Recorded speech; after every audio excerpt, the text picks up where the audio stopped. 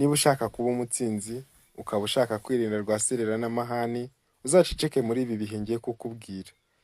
Igihe cya mbere, uzaceceke mu gihe uri ahantu hashya utamenyereye. Ni byiza ko ugomba guceceka kuko mu bantu urimo hari igihe haba harimo abeza n'ababi. Witanga ibitekerezo utarahamenyera, subiza mu gihe ubajijwe kandi useke mu gihe bagusekeje. Ariko uzirinde gutanga ibitekerezo byawe niyo byaba ari byo.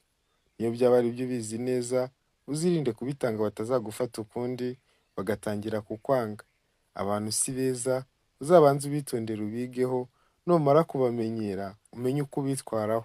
Igihe cya kabiri usabwa guceceka ni igihe watandukanye n'umuntu w'ingenzi mu buzima bwawe.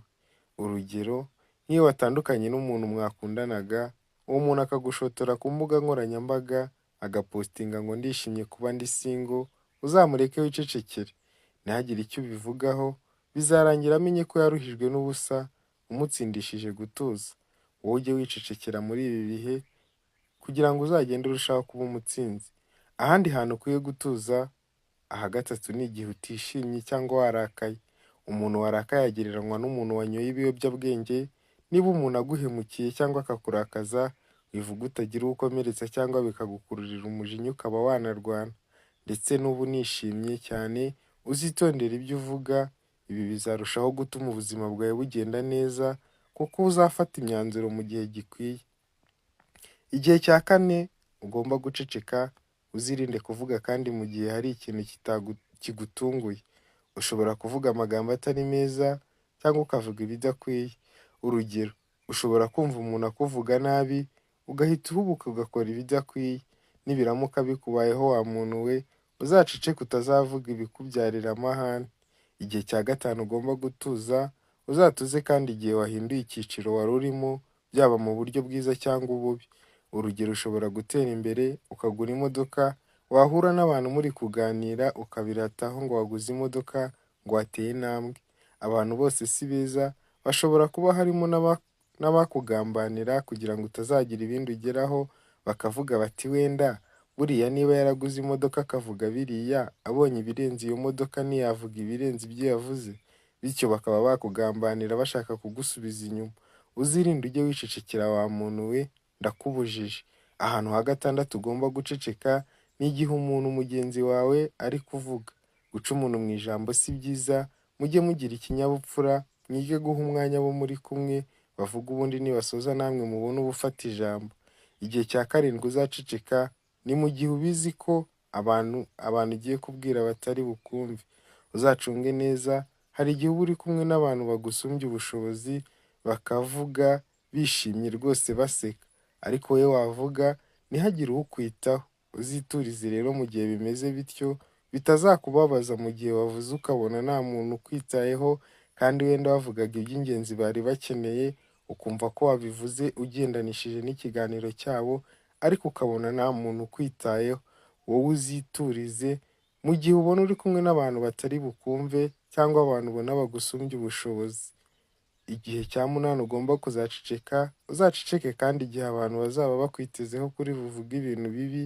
Hari igihe abantu bakwitegaho ibintu bibi bitewe na situwasiyo runaka. Urugero, umuntu mubana bashobora kumuvugaho kuguca inyuma, bagakora buryo kiri bubimenye, kugira ngo numara kubimenya bumve icyo ubivugaho. Icyo gihe uzicecekere mu gihe bimeze bityo. Uzicecekere kuko nibyo bizakugira umunyabwenge.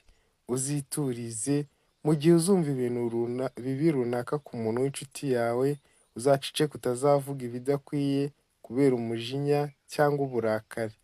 Igihe cya cyenda uzaceceka ni igihe cyose ibintu byose ugiye kubwira abantu utabifitiye gihamya. Hari abantu bahubuka bagapfa kuvuga ibintu badafitiye amakuru. Biriya bintu si byiza, ndakubujije. Ushobora kumva inkuru ahantu kandi iyo nkuru ari ikinyoma, ugatangira kuyikwirakwiza, bikakubera bibi kurusha uwo wabyumvanye. Rero kuvuga ibintu udahagazeho, kuvuga ibintu utizeye si byiza igihe cyose. Wowe nubyumva ujye wicecekera, ubanze ubisesengure kandi uzabibazwe mu gihe wabibajijwe, nibyo bizakubera byiza kurushaho. Igihe cya cumi ari nacyo cya nyuma, uzaceceka mu byo nabateguriye, uzicecekere mu gihe umuntu muri kuvugana ubona ko akurenzeho mu myumvire.